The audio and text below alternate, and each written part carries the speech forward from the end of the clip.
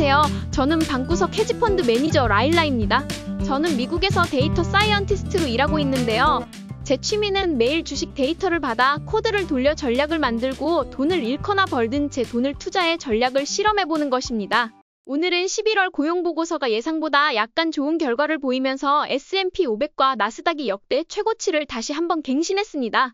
사실 S&P 500은 1년에도 10번이 넘게 역대 최고치를 갱신하는 모습을 보이기 때문에 이런 상황에 너무 두려움을 가질 필요는 없다고 생각합니다. 오늘 주목할 만한 뉴스는 블랙 프라이데이 쇼핑 결과입니다. 이번 결과에 따르면 온라인 판매가 전년 대비 7.9% 증가한 반면 오프라인 매출은 0.3% 감소했습니다. 이는 소비자들의 쇼핑 패턴이 점점 온라인으로 전환되고 있다는 것을 보여줍니다. 따라서 온라인으로의 전환에 실패한 기업들은 앞으로 더욱 뒤처질 가능성이 높습니다. 만약 여전히 이런 기업들을 보유하고 있다면 포트폴리오를 점검해보는 것이 좋다고 생각합니다. 어제부터 많은 분들이 기술적으로 단기 조정이 올 시점이 되었다는 의견을 내놓고 계십니다. 특히 기술적 지표를 보면 그런 의견이 사실로 보일 여지가 있습니다. 7월부터 8월까지 이어졌던 하락 후 상승, 또 다시 하락 후 상승하는 패턴이 반복되고 있는 상황에서 현재 상승세가 점차 마무리 단계에 접어드는 듯한 모습입니다. 다만 지금 약간의 추가 상승이 있을 수 있으며 이후에 초단기적인 하락 추세가 나타날 가능성이 있다고 생각합니다. 하지만 이 하락 추세는 매우 단기적일 가능성이 높기 때문에 매도할 이유는 크지 않아 보입니다. 오히려 리더 주식들이 강세를 유지하고 있는 지금은 약한 주식들을 정리하고 리더 주식들에 대한 투자를 더욱 강화하는 것이 좋은 전략이라고 생각합니다. 현재 시장 참여자들의 심리가 매우 좋은 상태입니다. 다만 이렇게 시장 분위기가 좋은 시점에는 일부 수익 실현이 있을 가능성도 고려해야 합니다. 최근 인기를 얻고 있는 소프트웨어 관련 주식들은 아직 상승 초기 단계에 있기 때문에 많은 투자자들이 매도를 고려하지 않을 것입니다. 반면 반도체 주식들은 작년부터 시작된 모멘텀이 올해 말에 접어들며 장기 보유로 전환될 가능성이 높습니다. 단기 보유보다 장기 보유에 따른 세금 혜택이 크기 때문에 일부 투자자들이 수익 실현에 나설 가능성이 있습니다. 이러한 점을 염두에 두고 투자 전략을 조정하시면 좋겠습니다. S&P 500은 오늘 0.25% 상승하며 여전히 상승 모멘텀을 이어가고 있습니다. 연말까지 빅테크들이 상승 흐름을 주도하면서 S&P 500의 상승세도 계속 이어질 가능성이 높아 보입니다. 현재 기술주 위주로 투자하고 계신 분들은 왜 이렇게 내 자산이 늘어나고 있지? 하며 만족감을 느끼고 계실 겁니다. 하지만 소프트웨어 주식이 아닌 다양한 주식을 보유하고 계신 분들 중에는 시장 분위기가 이렇게 좋은데 왜 내 포트폴리오는 부진하지? 라는 의문을 가지실 수도 있습니다. 그 이유는 현재 모든 주식이 상승하고 있는 것은 아니기 때문입니다. 이럴 때일수록 리더 섹터의 강세를 보이는 주식들에 더 집중적으로 투자하는 것이 중요합니다. 반대로 현재 상승 모멘텀이 없거나 앞으로도 성장 가능성이 보이지 않는 주식들은 한 번쯤 포트폴리오를 점검하고 정리하는 것이 바람직할 수 있습니다. 나스닥 지수를 살펴보면 이번 주는 기술주가 현재 시장을 이끌고 있는 모습입니다. 특히 관련 주식들이 상승세를 이어가고 있기 때문에 그 중에서도 실적이 좋은 주식들을 선별하여 투자하는 것이 중요할 것 같습니다. 다우지수는 어제에 이어 오늘도 하락세를 보였는데요. 이런 패턴은 자주 나타나는 만큼 다우지수에 투자하고 싶으신 분들은 조금씩 기회가 다가오고 있다고 볼 수 있을 것 같습니다. 오늘 중형주는 10일 이동평균선을 붕괴했지만 첫 돌파 당시의 저항선을 여전히 유지하고 있기 때문에 비교적 안정적인 모습을 보여주고 있습니다. 러셀 지수는 스윙 트레이딩 관점에서 접근해야 한다는 관점을 가지고 있습니다. 현재 돌파했던 지점을 유지하려고 노력하는 모습이 돋보입니다. 따라서 꾸준히 러셀 지수 내에서 어떤 주식들이 유망한지 공부를 이어가는 것이 좋은 전략일 것 같습니다. 오늘은 시장 참여자들이 중립적인 자세를 보였는데 그 이유는 빅테크와 기술주들이 급격하게 상승하는 반면 나머지 섹터들이 하락하고 있기 때문입니다. 모두가 상승하는 랠리는 흔히 탐욕의 구간으로 불리며 이제 몇 개의 섹터만 오르는 국면은 중립적인 흐름으로 전환되고 있습니다. 9월과 11월 초반에 리더 주식을 선별했던 분들은 반드시 보유의 관점을 유지하는 것이 좋을 것 같습니다. 하지만 잘 오르지 않거나 최근 성장 동력이 주춤해진 주식들은 매도하거나 수익 실현을 고려해볼 시점일 수 있습니다. 여전히 대세 상승장의 흐름이 유지되고 있으며 공격적인 상승장이 이어지고 있습니다. 따라서 포트폴리오에서 80에서 100%의 주식 비중을 유지하면서도 힘이 강한 주식들은 계속 보유를 유지하는 것이 바람직합니다. 다만 공격적 상승장이 시작된 지 약 한 달, 즉 4주가 다가오고 있는 만큼 점차 주의 깊게 시장을 관찰하며 신중한 전략을 세우는 것이 좋을 것 같습니다.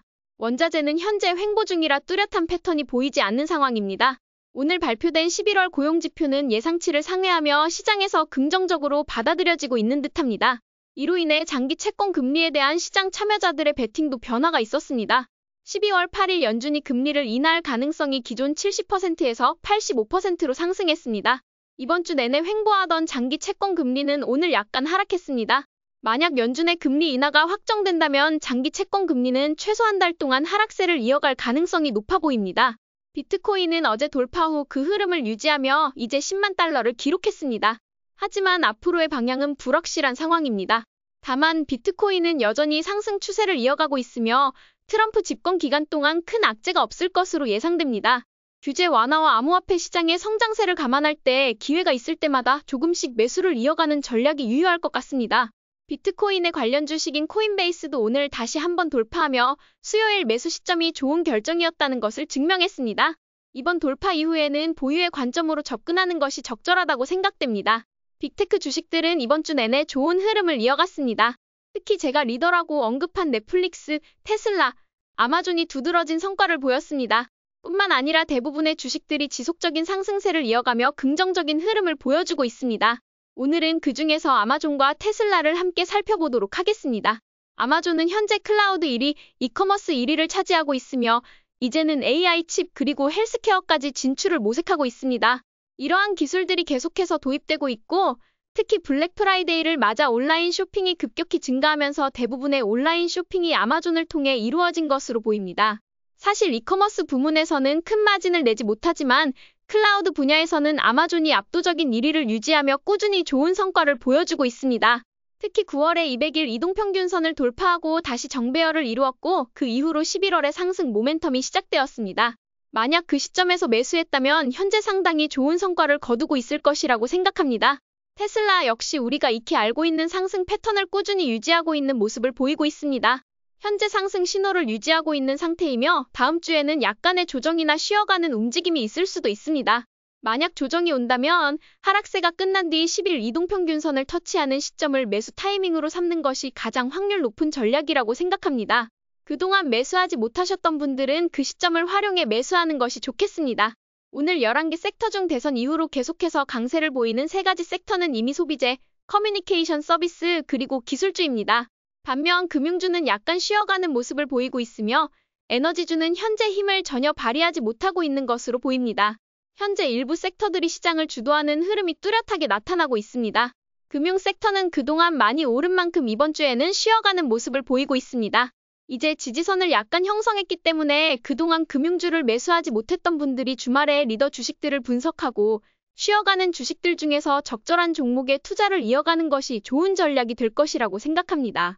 소프트웨어 ETF는 테슬라와 비슷한 패턴을 보이고 있습니다. 현재 리더 섹터들은 비슷한 흐름을 유지하고 있으며 이번 주는 정말로 상승세를 즐길 수 있는 한 주였습니다. 만약 다음 주에 약간 쉬어가는 흐름이 나타난다면 그때가 다시 한번 매수 기회가 될 것이라고 생각합니다. 반도체 섹터의 경우 연말이 되기 전에 보너스를 받기 위해 매도를 선택하는 투자자들이 많아질 가능성이 높습니다. 스마트머니들은 보너스를 받기 위해서 크리스마스 전에 장기 보유 주식들을 정리하는 경향이 있습니다.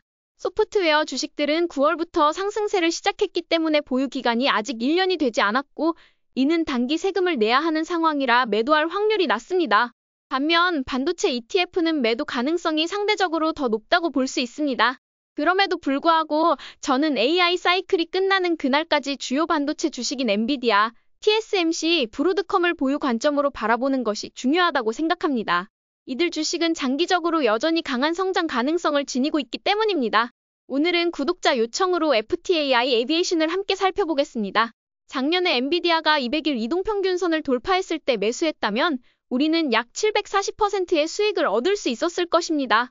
FTAI 에비에이션도 이와 비슷한 사례로 사람들에게는 잘 알려져 있지 않았지만 헤지펀드들이 사랑하는 종목입니다.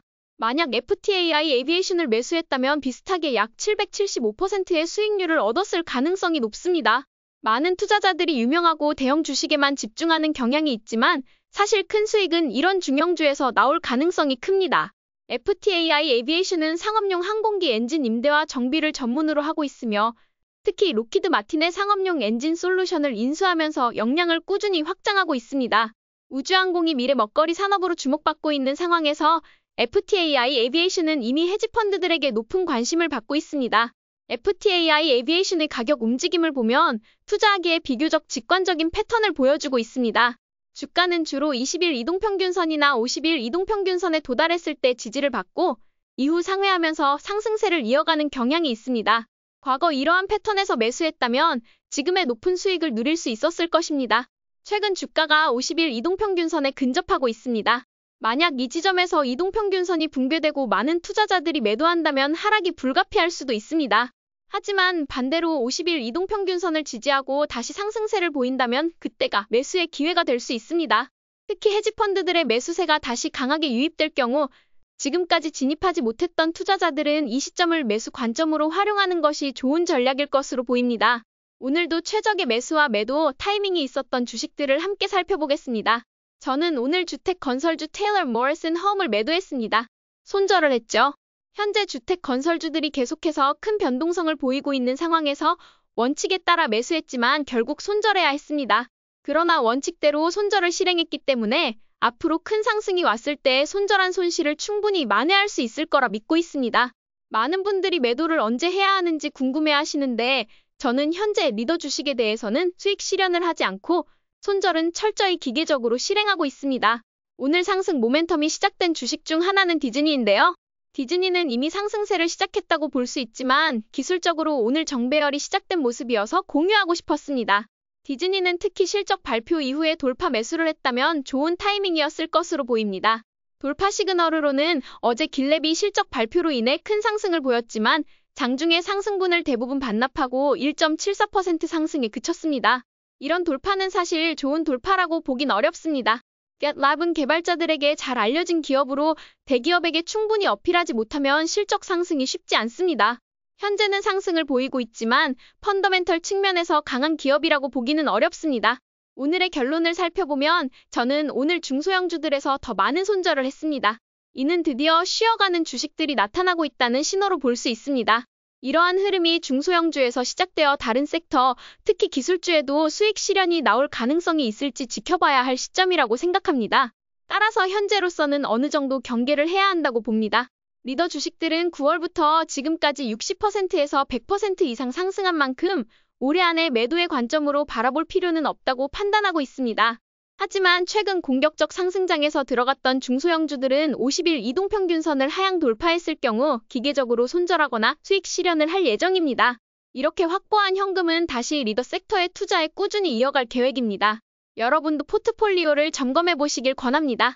현재 많은 주식들이 크게 오른 상태에서 이제 쉬어가는 주식들이 점차 나타날 가능성을 염두에 두셔야 합니다. 특히 최근 급상승한 기업들 중에서는 펀더멘털이 그다지 좋지 않은 경우도 있지만 단순히 시장 분위기에 따라 상승한 사례도 있을 수 있습니다. 따라서 반드시 실적을 꼼꼼히 확인하고 투자에 임하시는 것이 좋을 것 같습니다. 오늘도 저희 전략이 재미있으셨다면 좋아요와 구독 버튼 눌러주세요. 지금까지 방구석 헤지펀드 매니저 라일라였습니다.